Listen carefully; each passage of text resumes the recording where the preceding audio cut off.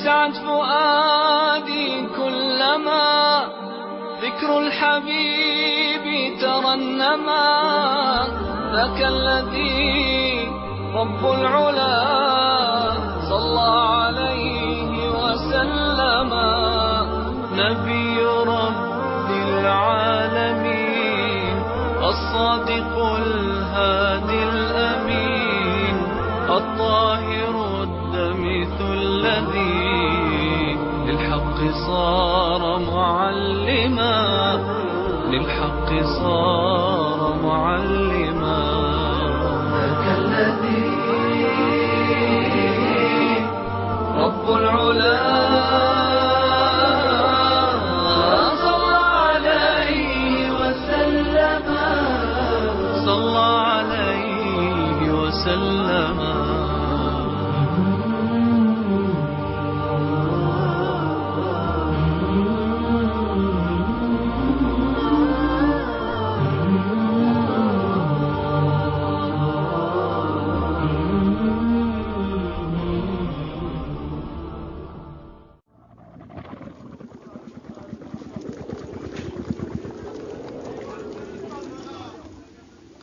Битва при Табуке.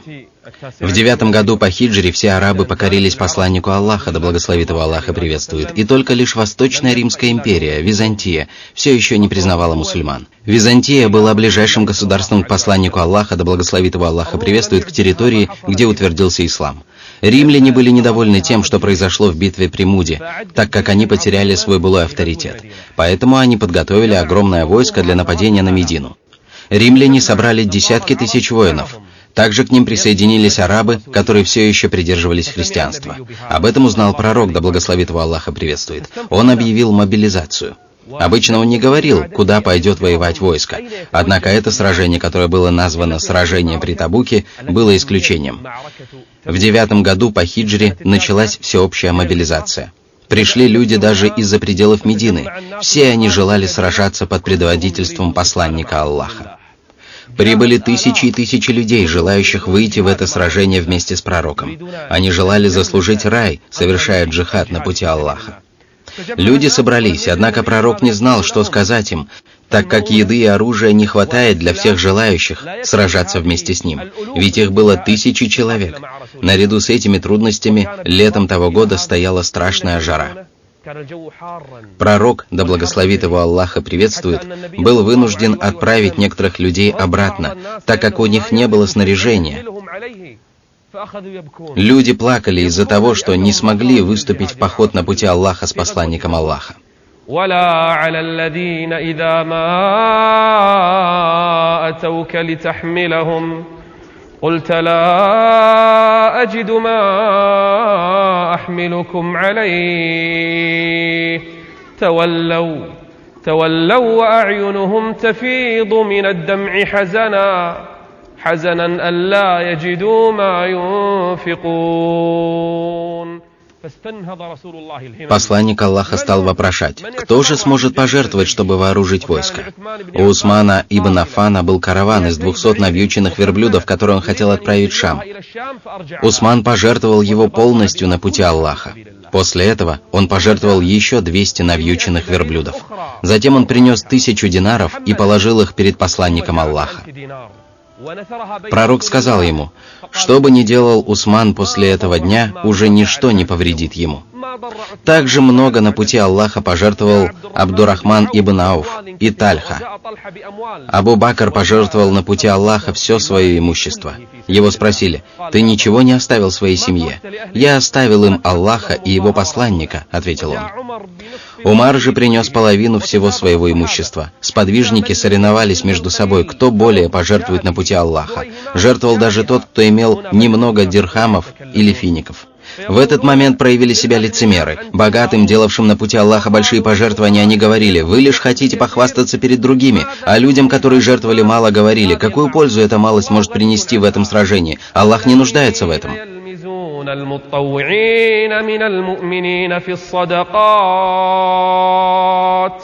والذين لا يجدون إلا جهدهم فيسخرون منهم سخر الله منهم ولهم عذاب أليم. Лицемеры между собой стали говорить: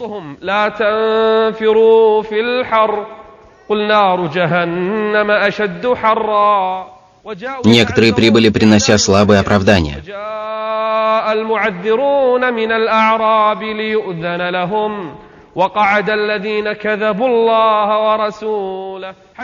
Один из них даже откровенно говорил: «Я не желаю выступать в поход». Пророк спросил его: «Почему?» «Я боюсь искушения», — ответил тот. «Чем же он якобы боялся искуситься?» «Я боюсь искушения со стороны римлянок», — ответил он. Он говорил: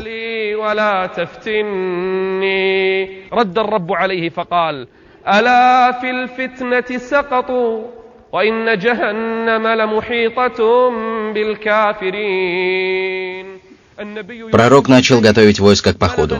Впервые численность войска достигла 30 тысяч. Лицемеры увернулись от участия в походе. Мусульмане, которые не могли идти в сражение, имели на то уважительные причины. Однако среди верующих были 3 человека, которые уклонились от участия в битве, не имея на то веских причин. Лицемеры же были рады, что остались и не вышли на сражение. لو كان عرضا قريبا وسفرا قاصدا لاتبعوك لم لم يتبعوك ولكن بعدت عليهم الشقة. Войско готовилось для выступления в поход против величайшего государства того времени, государства римлян.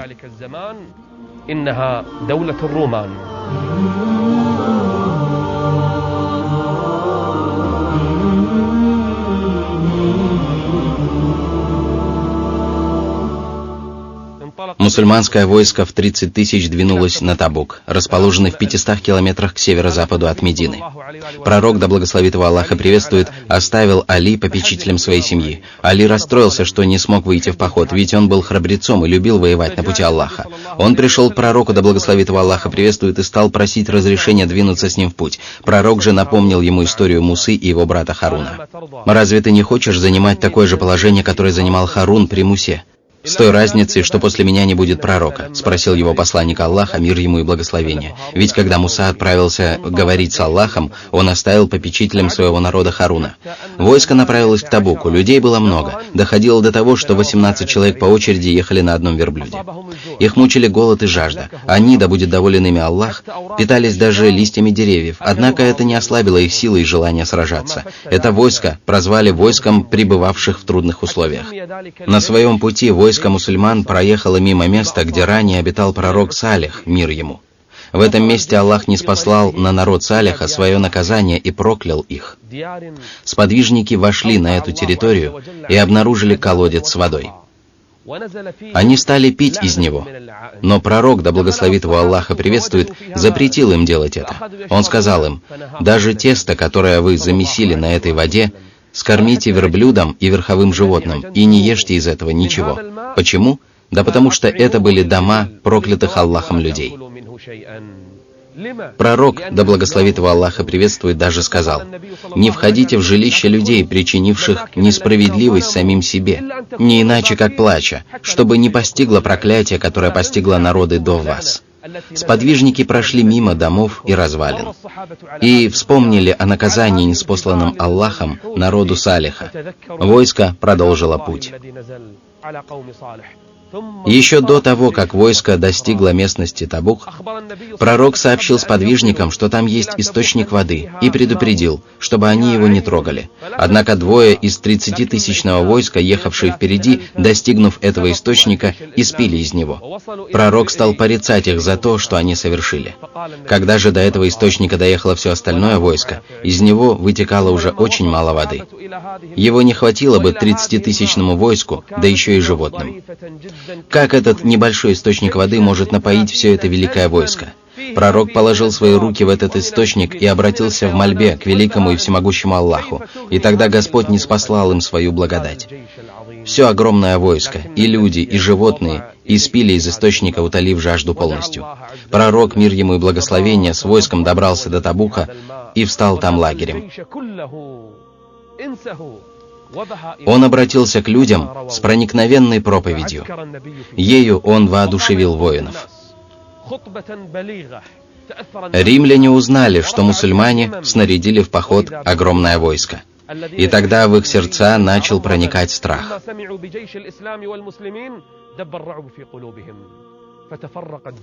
Воины римлян начали разбегаться по долинам и ущельям. Так римляне были побеждены. Аллах избавил мусульман от сражения. Пророк простоял на Табуке несколько дней. Он обучал и напоминал мусульманам о положениях их религии. К мусульманам пришли делегации и старейшины от ближайших поселений. Они признали и подчинились исламскому государству. Даже не принявшие ислам подчинились посланнику Аллаха и выплатили ему джизью, подать. Римляне поняли неизбежность прихода исламского государства.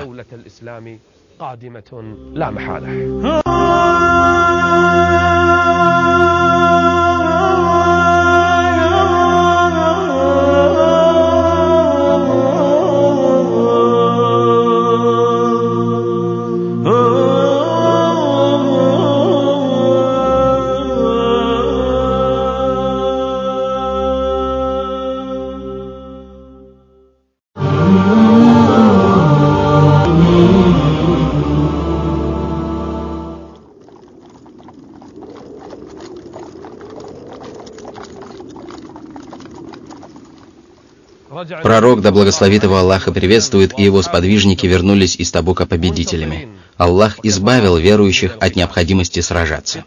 Когда мусульмане возвращались из похода, лицемеры воспользовались удобным случаем.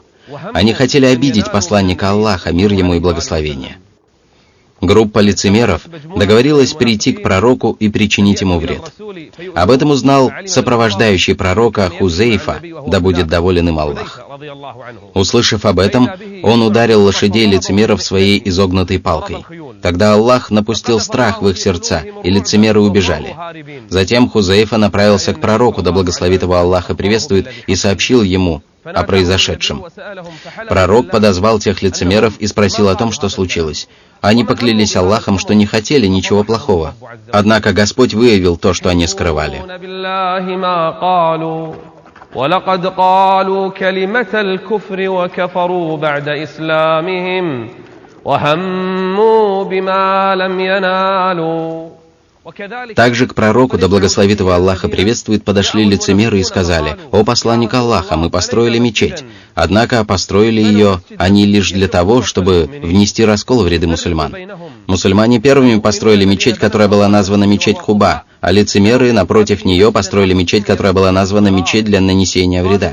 Они пригласили посланника Аллаха, чтобы тот совершил в ней молитву, однако Аллах выявил их искренние намерения.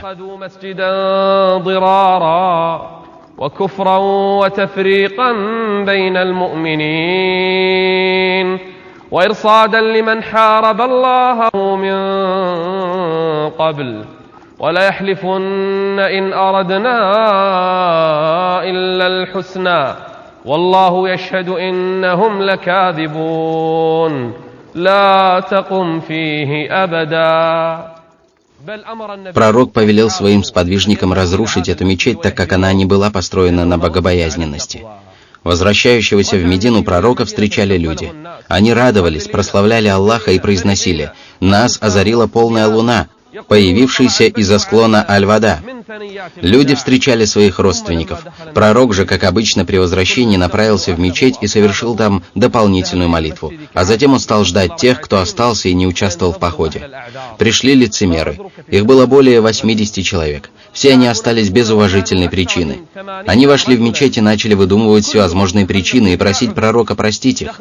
Пророк просил прощения у Аллаха за них, так как судил о них по внешним проявлениям, а то, что в их душах, оставлял на суд Аллаха.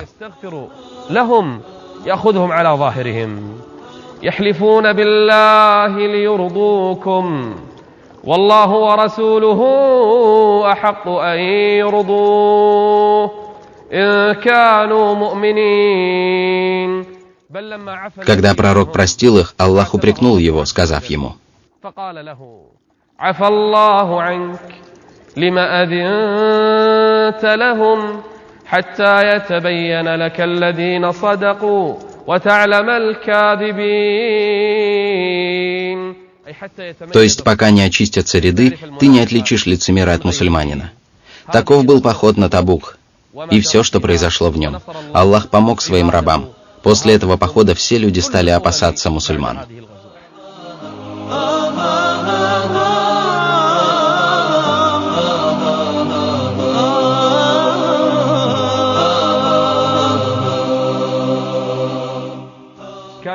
Среди неучаствовавших в походе были люди, не являющиеся лицемерами. Кааб ибн Малик, Хиляль ибн Умейя и Марара ибн Раби. Кааб впоследствии рассказал свою историю, начиная со сборов на Табук. Он сказал: «Пророк стал призывать людей готовиться к походу. Я же никогда прежде не имел такого достатка и не был готов принять участие в походе, как было это в этом походе. Я имел достаток и подготовил 2 верблюдец. Я принимал участие во всех походах посланника Аллаха, да благословит его Аллах и приветствует, кроме Бадра. Когда же люди стали готовиться, я говорил себе: я подготовлюсь завтра, я могу сделать это. И каждый раз, когда я начинал готовиться, оставлял это на завтра и не готовился, говоря: я могу сделать это, я могу подготовиться, когда захочу. А затем подготовились все люди. Когда же посланник Аллаха, мир ему и благословение, направился на джихад вместе со своими сподвижниками, я сказал себе: я догоню их через день или 2. А затем прошел день-два, и прошло время, за которое я мог бы нагнать их. Еще более меня огорчало то, что, выходя из дома, я видел лишь людей, обвиняемых в лицемерии, или людей, имеющих причины остаться. В это время в Медине созрели плоды. Я пребывал в грусти и печали. Пророк вспомнил обо мне на Табуке, спросив сподвижников: «Что сделал Кааб ибн Малик?»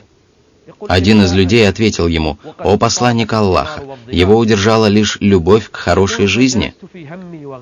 Тогда поднялся Муаз ибн Джабаль и воскликнул: «Ты лжешь и дурно выразился. Клянусь Аллахом, мы не видели в нем ничего, кроме блага». Посланник Аллаха, да благословит его Аллаха приветствует, промолчал.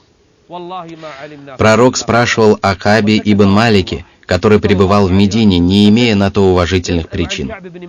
Напротив, он пребывал в достатке, однако не пошел в поход с посланником Аллаха. Кааб далее рассказал: «Когда же я узнал, что пророк возвращается из Табука в Медину, вспомнил о лжи и стал придумывать оправдания, советуясь при этом со своей семьей. Я подготовился оправдывать себя. Когда же люди вошли в мечеть посланника Аллаха, оправдываясь, это вошли лицемеры, которых было более 80. Кааб продолжил: «Когда же я вошел в мечеть, пророк посмотрел на меня и улыбнулся улыбкой рассерженного человека. Он подозвал меня и сказал: «Подойди, о Кааб». Я сел перед ним. Он спросил меня: «О Кааб, что заставило тебя остаться? Разве ты не купил верблюдицу?» Люди подходили к пророку, просили прощения, и посланник Аллаха прощал их, но не Кааба. Здесь он поступил по-другому, так как Кааб был другим. Пророк желал, чтобы Кааб вышел с ним в поход. Он спросил его: «Что заставило тебя остаться? Отстать? Разве ты не купил верблюдицу?» Кааб ответил: «О посланник Аллаха, клянусь Аллахом, если бы предо мной сидел любой другой, то я бы знал, что могу соврать, придумать оправдание и покинуть его, оставив довольным, но я боюсь, что Аллах разгневается на меня. Я пришел, имея намерение спорить, но понял, что меня не спасет ничего, кроме правды. Клянусь Аллахом, я был не сильнее и не слабее, чем обычно. У меня нет оправдания, о посланник Аллаха». Тогда пророк, да благословит его Аллаха приветствует, промолвил, обращаясь к сподвижникам: «Что касается его, то он правдив с Аллахом. Встань, о Кааб, чтобы Аллах совершил над тобой суд». Кааб покинул собрание. Его близкие не стали говорить ему: «Что ты сделал, о Кааб? Если бы ты придумал какое-нибудь оправдание, то посланник Аллаха попросил бы за тебя прощения». Кааб сказал: «Они уговорили меня так, что я даже вознамерился вернуться и солгать пророку. А затем я спросил людей: есть ли люди, которые поступили так же, как и я?» Они назвали 2 праведных мужей: Хиляля ибн Умейя и Марара ибн Раби. Тогда я замолчал и вознамерился терпеть, пока Аллах не свершит суд надо мной. Пророк повелел людям не разговаривать с этими 3 людьми, оставшимися дома. Он повелел людям полностью порвать отношения с ними. Кааб продолжил: «Из нас 3 я был самым молодым, и те 2 сидели у себя дома и не выходили. Я же выходил на рынки и совершал совместную молитву в мечети. Но ни один человек не говорил со мной. Представьте себе это, люди опечалились, что 3 постигла такая участь, так как они знали, что эти 3 верующие и правдивые люди. Однако, несмотря на это, всем людям было велено оставить даже разговор с ними и приветствие их». Кааб рассказывал: «Я совершал молитву в мечети, стараясь совершать ее рядом с посланником Аллаха. Я приветствовал его, но не слышал, как он отвечал мне. Я смотрел на его губы, чтобы узнать, отвечает ли он на мое приветствие или нет. Я чувствовал, что во время моей молитвы пророк смотрел на меня, однако, когда я заканчивал ее и поворачивался к нему, пророк отворачивался. Вы только представьте, самые любимые для него люди не отвечали на приветствие и не говорили с ним. Все люди». Кааб продолжал: «Я очень опечалился и направился к дому Абу Катады, моего двоюродного брата, которого очень любил. Я перелез через его стену и поприветствовал его, однако он не ответил мне. Тогда я схватил его и сказал: «Я умоляю тебя Аллахом, о Абу Катада, разве ты не знаешь, что я люблю Аллаха и его посланника?» Но он молчал. Я повторил свои слова 3 раза, и после он сказал: «Аллах и его посланник знают лучше». Тут мои глаза наполнились слезами. Я покинул его и пошел на рынок. Никто не говорил там со мной. Я услышал, как один набатеец расспрашивает обо мне, говоря: «Где Кааб ибн Малик?» Люди указали на меня. Он вручил мне письмо, а я стал читать его. Один из предводителей племени в Шаме писал: «До нас дошло, что твой приятель отвернулся от тебя. Ты не должен терпеть унижений и погибнуть. Приезжай к нам, мы тебя утешим». Прочитав его, я бросил его в печь и сказал: «Это ведь тоже беда». Прошло 40 дней, как со мной говорили в последний раз. Через некоторое время ко мне кто-то постучался. Я открыл дверь. Пришел гонец от пророка. Я спросил его: «Какие новости?» Кааб подумал, что пришло спасение, однако посланец сказал: «Посланник Аллаха велит тебе удалиться от своей жены». «Он приказывает мне развестись с ней?» — спросил я. «Нет», — ответил он. Тогда он отправил свою жену в дом ее семьи. Так прошло 10 дней. Всем 3 было велено отдалиться от жен. Каково было это испытание? Какое несчастье постигло Кааба и 2 его приятелей? 50 дней и ночей с ними никто не говорил, и они не говорили ни с кем.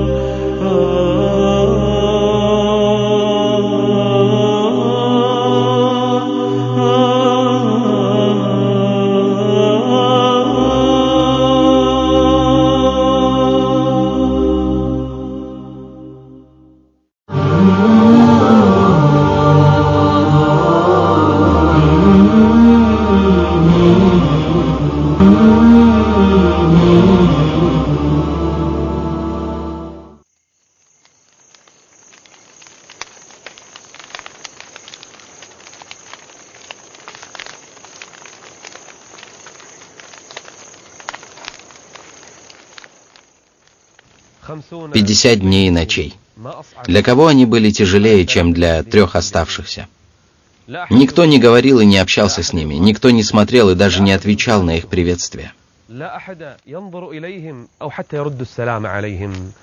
حتى إذا ضاقت عليهم الأرض بما رحبت وضاقت عليهم أنفسهم وظنوا أن لا ملجأ من الله إلا إليه.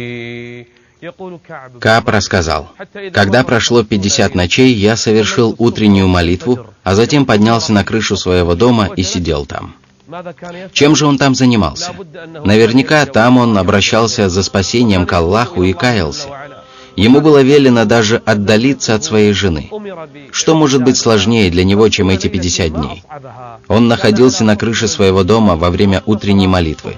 Он рассказывал: люди совершали молитву, как внезапно я услышал, что из мечети доносится голос. Люди покинули мечеть и говорили: «О Кааб ибн Малик!» Что может быть слаще этих слов для него? Он на протяжении 50 дней не слышал, чтобы кто-либо обращался к нему. А сегодня: «О Кааб ибн Малик!» Кааб сказал: «Я понял, что это радостная весть. Тогда я пал ниц перед Аллахом. Затем я поднялся и издалека посмотрел на них. Один из них взобрался на коня и спешил ко мне. Другой же поднялся на высокое место и взывал издалека: «Радуйся тому, что Аллах принял твое покаяние». «О Кааб ибн Малик!» Когда доехал тот, кто поехал обрадовать меня, я на радостях снял обе верхние одежды и отдал ему, хотя у меня не было другой верхней одежды, чтобы пойти к посланнику Аллаха.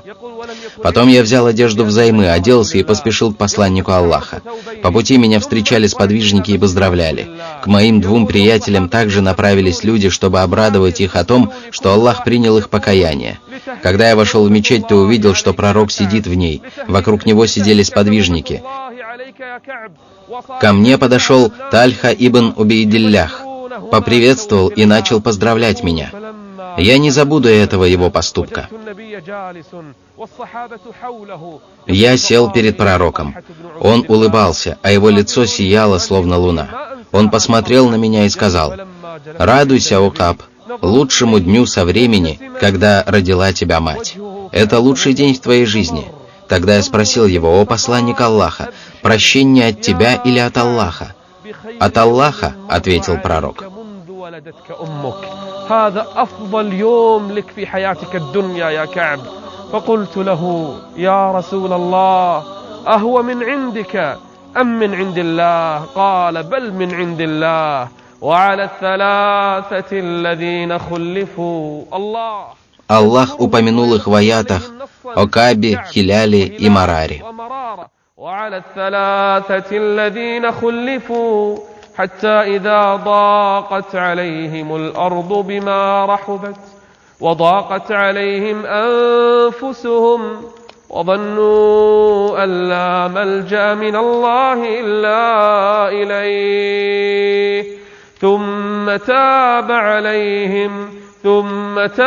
عليهم ليتوبوا إن الله هو التواب الرحيم. Кааб рассказывал: пророк был довольным и радостным, когда сообщал мне эту весть. Я сказал ему: «О посланник Аллаха, за то, что Аллах принял мое покаяние, я отказываюсь от всего своего имущества. Все, чем я владею, я жертвую ради Аллаха». Однако он сказал мне: «Оставь у себя некоторую часть имущества», ведь Кааб говорил эти слова в порыве сильной радости, охватившей его. Тогда я оставил долю, принадлежащую мне от трофеев Хайбара, а все остальное пожертвовал на пути Аллаха. И я узнал, продолжал Кааб, что Аллах спас меня за то, что я сказал правду, и тогда я поклялся всегда говорить правду. После этого Аллах не спаслал.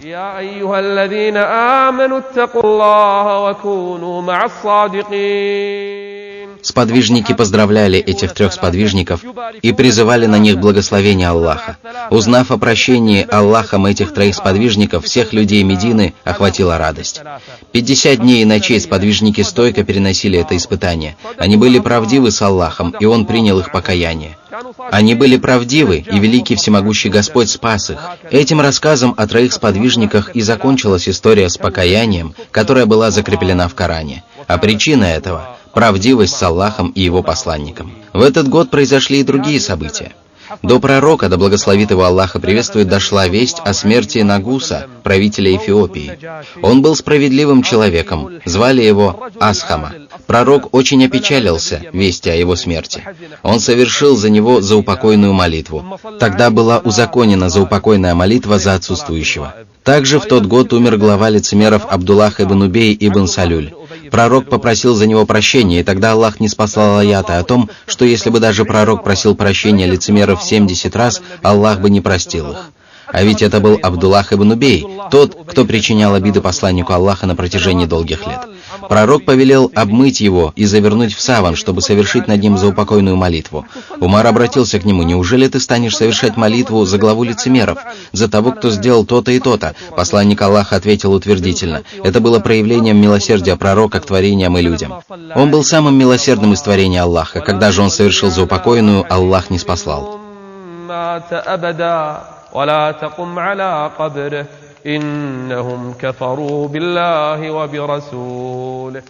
Коран подтвердил слова Умара. Также в тот год была побита камнями женщина из племени Гамиди. Она совершила прелюбодеяние и пришла к посланнику Аллаха. «О посланник Аллаха, я совершила прелюбодеяние, очисти же меня». Пророк не стал делать этого. Он оставил наказание для нее до тех пор, пока она не родила зачатого ею ребенка. Она родила и пришла со своим сыном.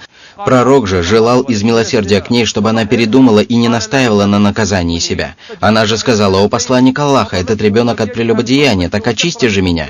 Он ответил: «Нет, вернись, когда ты отлучишь его от груди». Она вернулась через 2 года. В руке ее сына был хлеб, который он ел. Она сказала: «Я отлучила его от груди у посланника Аллаха». Когда пророк увидел, что она настаивает на наказании, он взял ее ребенка и отдал его одному из сподвижников. После этого в этом же году она была подвергнута побиению камнями, и пророк возвестил сподвижников о принятии ее покаяния. Все эти происшествия произошли в 1 год.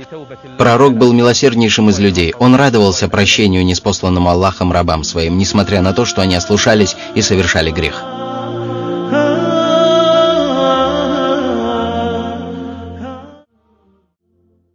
Компания iMedia выражает благодарность кувейтскому спутниковому каналу Аль-Ватан.